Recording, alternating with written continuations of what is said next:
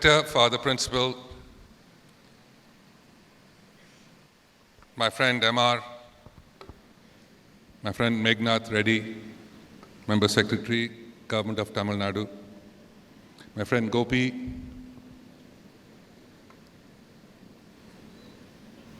teachers, academics, and most important of all, my dear students. I have so many thoughts that go through my mind as I stand here before you today, because just yesterday, I was exactly like one of you who didn't get a chance to sit in the front row, but sit in the back row upstairs.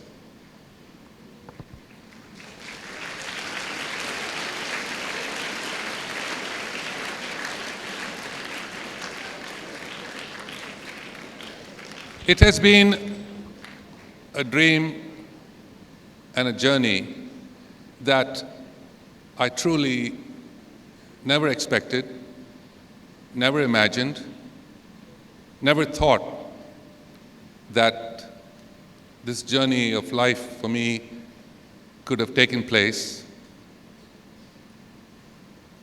for a variety of reasons. First, starting with my health, it wasn't good. I spent a lot of time in and out of hospital. But I had parents that gave everything that was humanly impossible to give to me as the second child in the family who wasn't very good at most things, including, and most of all, education.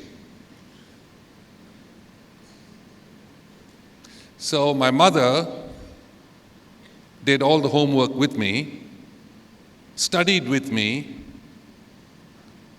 and I often tell my friend Gopi that with one tuition fees, my mother and I were both educated in this school.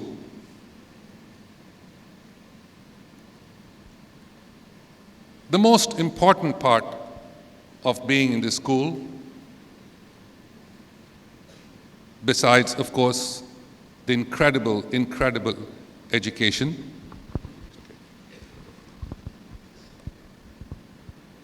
was my friends. All the children of my age group that I got to spend time with. The education provided by the most incredibly talented teachers in our school at the time made the difference to be able to help my parents get me to be better every day. I struggled. It was an uphill task, an uphill battle, but the teachers were both disciplined in disciplining me, but also helping me constantly to be better the next day. When I finally got to the 11th standard in Don Bosco, I had already started playing a sport for my health, and as the first schoolboy in our state, I ended up winning before my 14th birthday, I ended up winning the first major college tournament.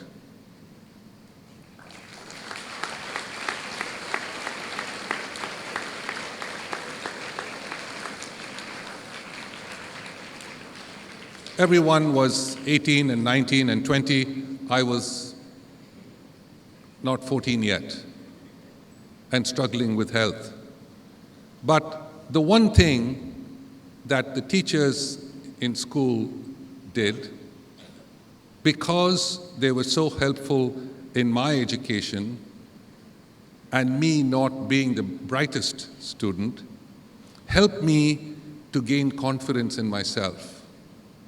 And they supported my parents 1,000% to help them also for me to gain confidence in myself. So as my confidence grew because of my sport, my education got better. I was fortunate to then go to a college in the city, Loyola College. And then by 15 years old, I was able to play my first Davis Cup match for India.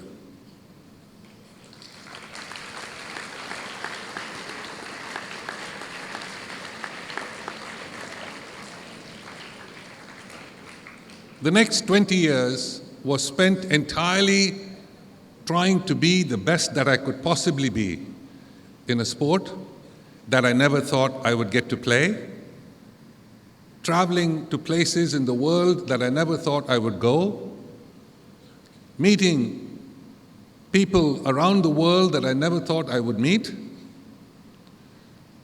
spending time with people who couldn't speak my language, but we got along very well because of communication, and the ability to share with people overseas what we in India were all about. It gave us a great opportunity to share what India and Tamil Nadu was all about and where I had come from. It was a special moment for me to be able to have that interaction with people of different walks of life, different religions, different cultures, different ethnicities, different social structures, and giving me a chance to be able to share with them who we are. The world is small today. In the last 50 years that I've been traveling, and the world for you all is completely open to do exactly what you wish to do, exactly what you want to excel in. Have that belief that truly, truly impossible is nothing. It is possible to achieve the wildest dreams, to imagine the most ridiculous, and still be able to fulfill your dream. And dream big. Dream big. Each of you here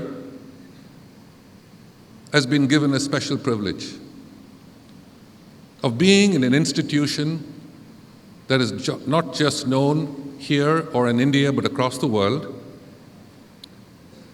Seriously, one of the best that you can possibly be at. So make use of every day. Make questions possible with teachers and academics, with people in hierarchy to learn, because all of you are a sponge, as I was, to be able to take in as much as you possibly can. You're going to face challenges along the way, constantly, whether it's exams, whether it's public exams, whether it's brothers, sisters, parents, grandparents, whole slew of things you're going to face on a regular basis. But the legendary Billie Jean King rightly said, every challenge is an opportunity, and pressure is a privilege. Not everyone is given the aspect of facing pressure, whether it's in your exams, whether it's in a sport, whether it's in business, whatever else it might be, or whether it's in a sport that we felt the pressure of having to win when you're down with 1 billion people wanting you to win. It is a huge amount of pressure that you take on and make sure that all you can afford is a little bit better than your best. So pressure is truly a privilege. There are lots of people who I've had the good fortune to have met who inspired me with some of the conversations that I was fortunate enough to have. One of them was a gentleman by the name of Buzz Aldrin, who was the second man who set foot on the moon. I'd invited him to be a guest on a television show that I was doing, and I went to his home to do the television show and set up the cameras and make sure that we were going to get a good interview with him for an hour.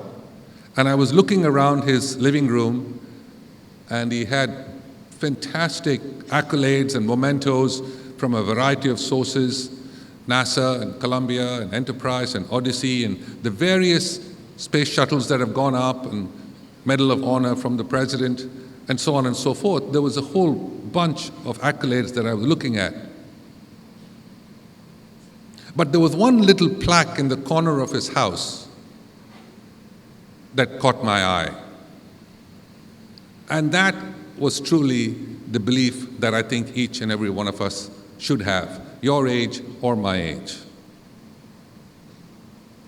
And the plaque was basically what we would have all grown up with, where parents tell us, do your homework, you're very talented, sky is the limit.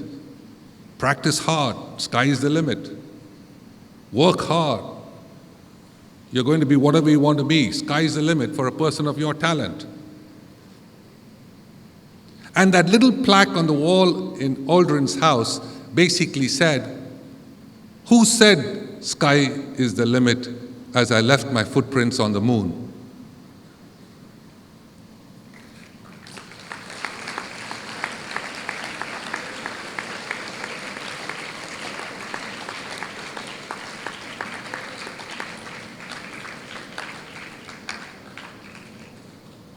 If he didn't have the belief that he and Armstrong had when they did land on the moon on July 28th of 1969,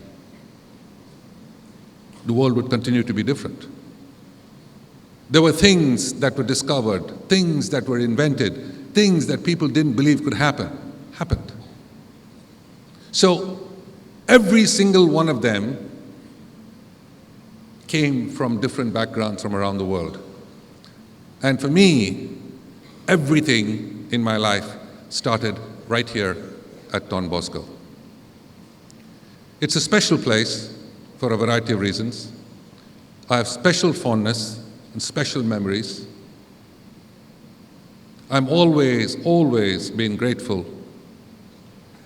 for the teachers and professors in this school that were tough on me because they had to be. They were easy on me when they had to be, and made the biggest difference to my life after my parents. So as we grow up, and as you get older, and when you get married, and when you have a spouse, she or he become your partner. And I was very fortunate that she and I were able to make something of my life post my tennis career. Serving the United Nations was a great privilege for 7 years. To have a foundation in the US to be able to serve charities in India, it's a great blessing, it's a gift. To be able to continue to travel and meet people in all walks of life, again, it's a blessing and a gift. But all of it is not possible unless I had parents like I did, teachers like I did, and a spouse that I'm blessed with. I have 2 sons who are much older than you guys, and today I learn a lot more from them than I can teach them. They are able to teach me about today's world, as you're going to be able to teach your parents as you grow up about your world, because your world is constantly changing. So I will leave you with one last quote, which my mother had in front of our bed so that we saw it every morning when we woke up. We woke up at 5 o'clock to do a run in the morning of 5 miles. Every morning at 5 o'clock when I was healthy enough to do it. And that's before tennis and then coming to school at 9 a.m. for assembly. And that plaque that my mother had put over our bed was basically something that needed to get into our subconscious so that we had it constantly through life. And so I will leave you with that. It is basically a saying by a British writer. And it was, "Heights by great men reached and kept were not attained by sudden flight. For they, while their companions slept, were toiling upwards in the night." It is a special saying that etched in my mind from the time I was small to what I am today. So, as far as belief is concerned, have the strongest belief possible, first in yourselves, of course in your families, of course in the academics and the teachers who teach you, because teachers are God's gift to us to be able to educate us for our life ahead. So believe, constantly believe. Have faith. Have faith. Whatever the religion is, have your faith.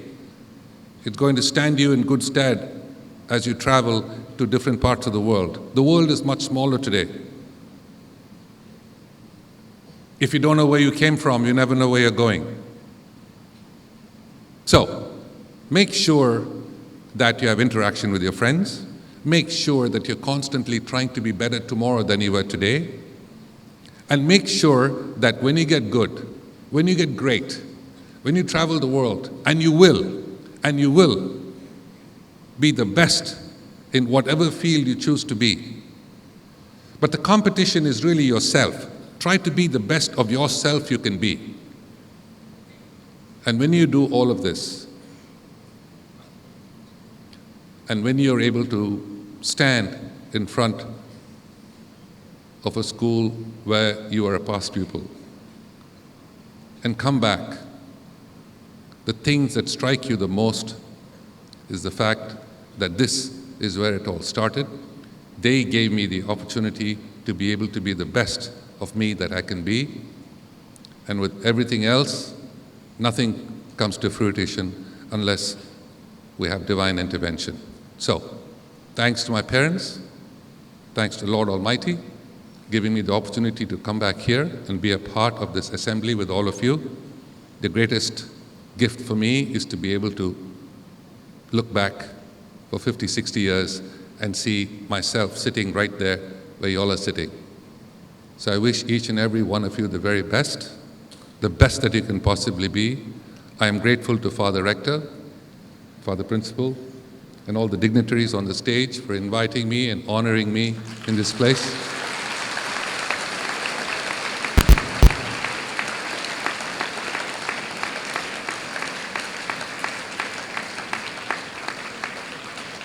And finally,